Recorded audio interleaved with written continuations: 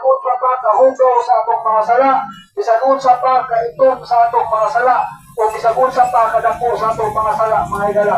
Si Kristo Jesus lamang ang makahugas sa atong mga sala.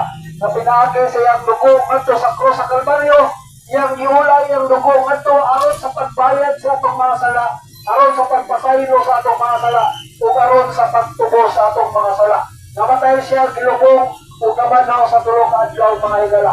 Wala, mga higala, kung ikaw gusto ka na ang imong galak paano sa langit, mga higala, bayaran ni Kristo Jesus ang imong mga sala, mga higala, tuhoy gawa ka si Kristo Jesus, solo sa imong kasing-kasing kung sa imong kinabuhi.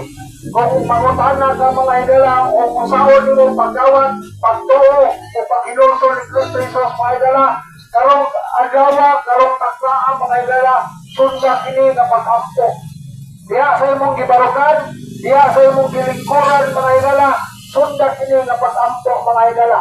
Sibigiya lamang kuni kaninyo, mga higala, kabong mamutuog budawat ni Kristo Jesus, mga higala, igsoon.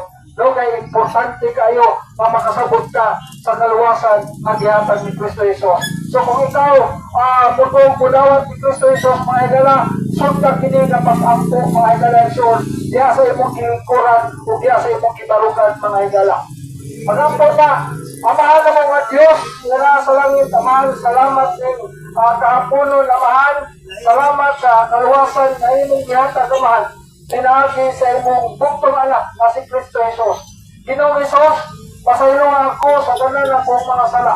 Ginuhi ako sa pinilhong ko, kanimo Ginoong Jesus. Ikaw na ang akong Diyos o manluluwas, sulod sa akong kasing-kasing o sa akong kinabuhi.